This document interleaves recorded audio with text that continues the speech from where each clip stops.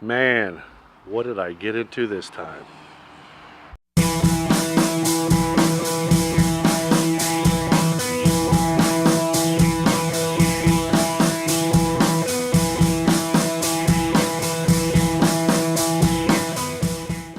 Here's what we got. It is a 2004 SLK230 Mercedes-Benz. I'm going to give you a little more about it, but right now let's just take a walk around it and see what we got here.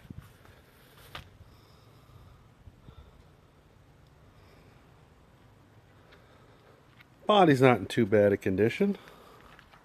As you can see, the windshield is cracked, or maybe you can't see it, I don't know. Welcome back. It's been a while.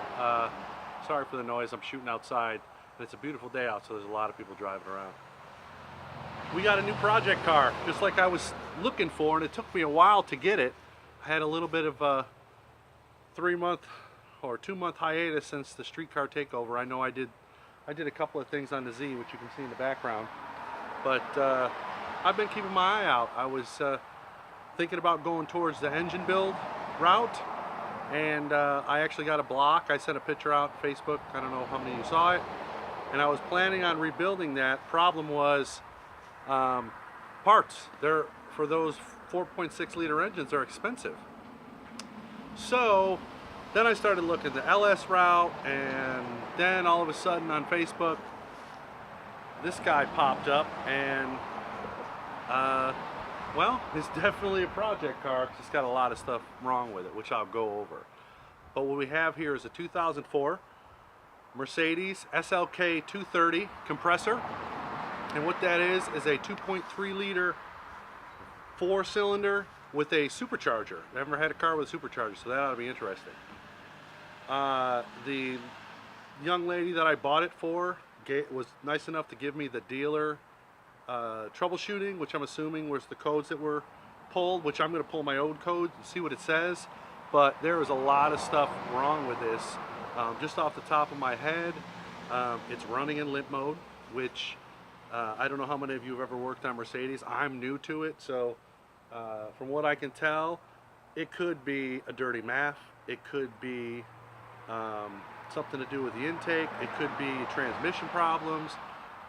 It could also be power related. There's a lot of different things that might be causing that. That's one of the more larger issues that this car has.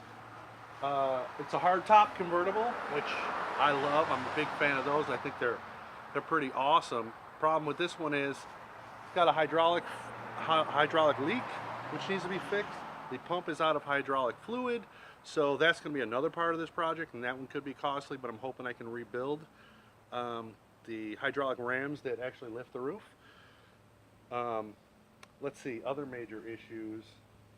The interior is in not the best condition, and I'll bring the camera in so we can take a closer look, and I'll also pop the hood so we can take a look at that. But those two issues, also the supercharger apparently is not engaging when it's supposed to. But there's like I said, there's a whole list of stuff that we're going to have to go over, and we'll address each one, and each one will be a different issue. But let's take a closer look. All right, I got the key, which by the way, right now it's this, right? However, nothing works. And yet another issue, doesn't even open. As you can see, the back windows are not up, and the reason that I was told was because she had to manually put the top up, and unfortunately part of the roof raising and lowering is raising these windows, and it couldn't do it. So there, I did read online, there is a way to do it. I have not attempted yet. I just got the car home yesterday. I had to go and pick it up with the trailer and bring it over. So all right, so just starting with the door, you can see this car has been used, and the headliner is hanging down. You can see in the dash, let me get in a little closer, it is worn. I mean, cigarette lighter's out. I mean, there's just a bunch of stuff all over the place. The The glove compartment doesn't latch. You know, the dash, it's running rough. So we'll do with what we can, and then we wanted a good project, and this is it. I'm not too worried about this dash stuff because I watched a bunch of videos where people repaint it. The dash itself appears to be in good condition. I don't see any cracks or anything like that, so that's a plus. We'll have to fix this, which is not a big deal. It's probably just the mounting hardware up in the top here. Not a big deal. Let me roll down these windows, so the windows work. That's a plus, right? It's got 172,000 miles. Notice there's a lot of lights on, but I haven't started it yet, so I'm hoping that's it. But I'll tell you what, let's go ahead and see if she'll start up. Now, she started up yesterday. All right, so she does start up. She does rev. However, I don't know if you can hear it, but it is fighting to stay alive. So we got some work to do, definitely. Here's the engine bay. So a couple of things that stood out to me when I first looked at this was, well, it's a mess. There is what appears to be oil everywhere. The belts actually don't look too bad, although I'm looking for a belt kit. So, but here, I don't know how well you can see it. I'm going to try and get right down in there. Look at all that oil buildup right there as well. Okay. So, we take this off.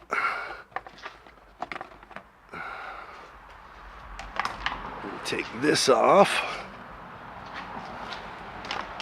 And let me take this off, which apparently is just holding on there barely. All right, so a couple of issues that I was aware of just by reading is that this guy right here, this is called the cam sensor. It has an issue where it leaks oil into the connector. And what happens is the connector gets filled with oil, and what it does is it wicks up all the way back to the ECU.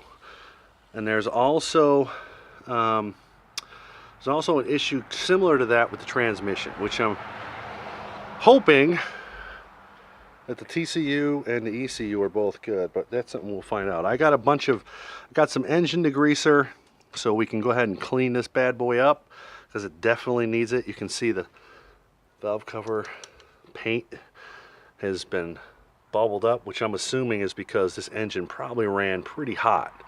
But it is a 2004, so it could just be old as well. So I'm guessing that the oil has not been changed in a while.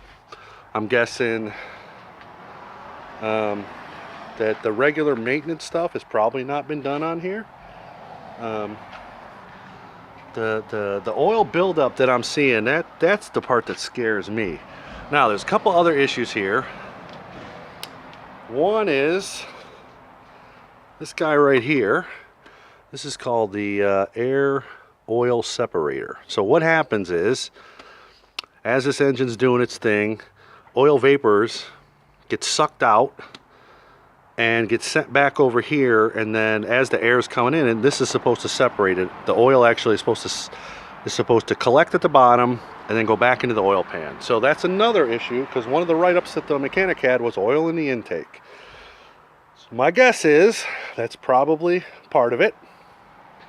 I'm hoping that when I do the regular maintenance stuff like air filters, belts, spark plugs, MAF cleaning, clean the oil separator, I'm hoping that by itself will at least help the engine run smoother. Now, I don't know if it'll take it out of limp mode, because any one of those could have caused that. Apparently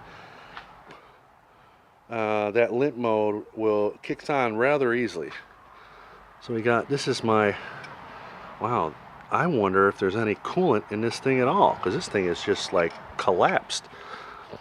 What is this? Oh, this looks like a clip that I just noticed apparently has fallen off somewhere. Well, I'll have to figure out where that goes. Oh, all right, I figured it out. It's actually supposed to be attached. Oh, there we go. It's supposed to be attached to this guy right here, which is one of the engine covers, which is probably why there's that big ass hole there. Okay, that's fine. I'm gonna buy new engine covers anyways. I think we're gonna go ahead and pull that, we're gonna pull that cover off as well and repaint it. Probably put new gaskets on there, it won't hurt. I also went ahead and bought new oil filter for an oil change, make sure that's done. So basically I got a lot of work ahead of me. And I'm gonna do all that stuff too. As far as the, let's see if we can't take a look here. In here, and I gotta take all this stuff off. Shoot. I wanna say it's either on this side or possibly this side. One of these two sides has the, oh, I found a knife. Got a bunch of crap on it. I can clean that up. Another knife. Has the hydraulic pump, which I'm going to need to fill up. There's a little bit of damage here. That's not a big deal. New bumper cover is like 125 bucks. Oh, I didn't notice that either. Looks like I got to get a new air cover. Yeah, big deal. See, I'm not worried about all this stuff. All that shit's gonna, all that stuff is cosmetic. I got some stuff to clean up the lights. The big issue is here, and then we'll see what we get when I pull the codes. So there's also another issue, which is this guy.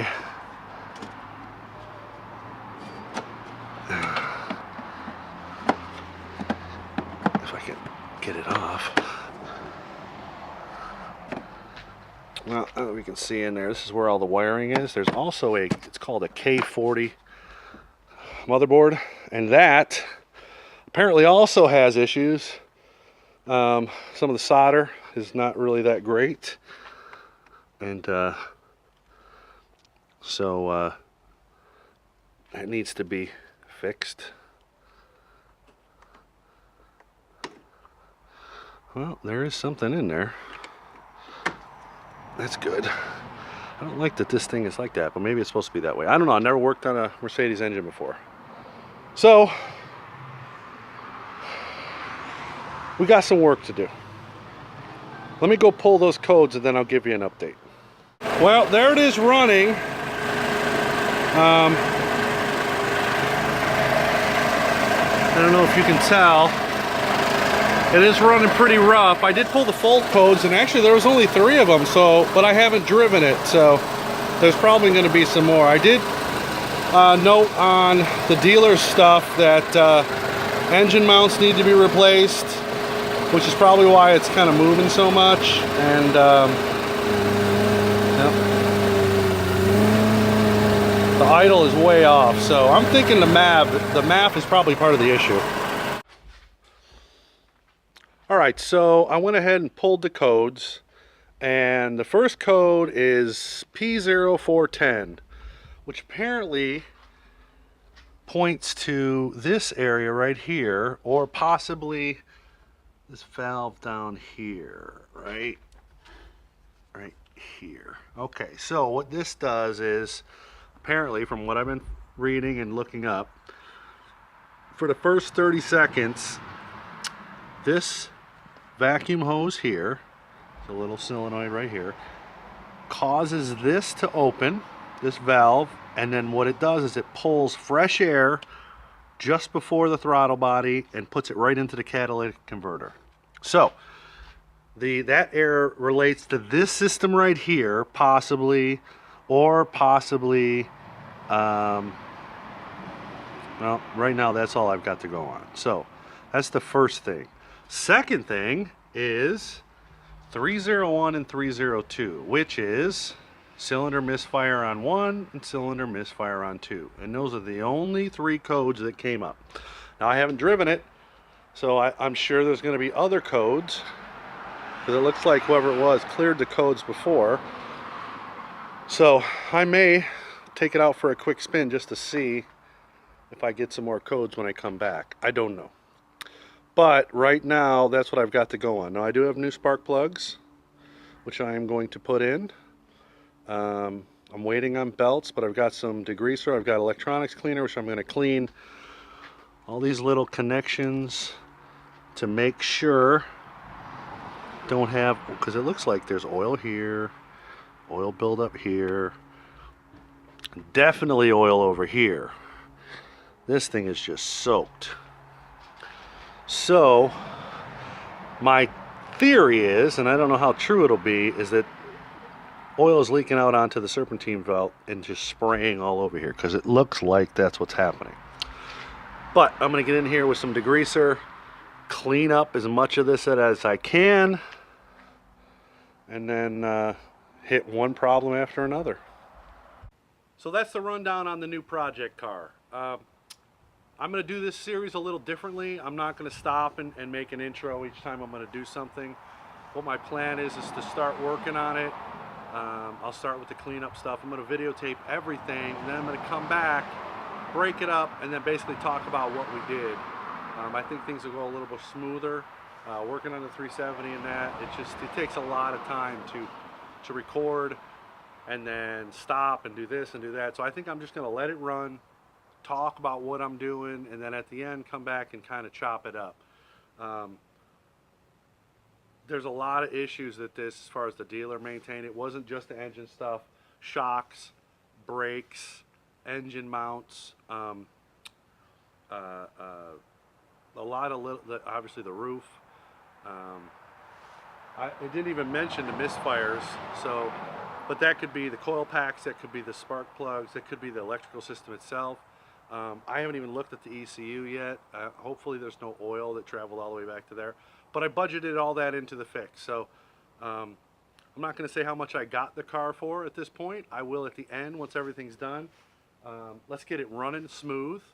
Then we'll address each problem as we go along, and then we'll go ahead and we'll do the shocks, we'll do the brakes, we'll fix the roof, we'll do a little bit of body work. It's going to be a lot of stuff that I plan on doing with this car to get it up to where I want it, because this is going to become my daily driver. Alright, so till then, this is just a quick intro video for the project car, but I'm about ready to just go glove up and effing do it. So I appreciate you watching, and if you would, please click that subscription button at the bottom. Leave me a comment if you have a car like this. I'm going to be shooting out questions because I've never worked on one of these before. And hopefully somebody watching might have and can probably point me in the right direction if it looks like I'm doing something wrong. But till then, we'll see, and I appreciate you watching. Thank you.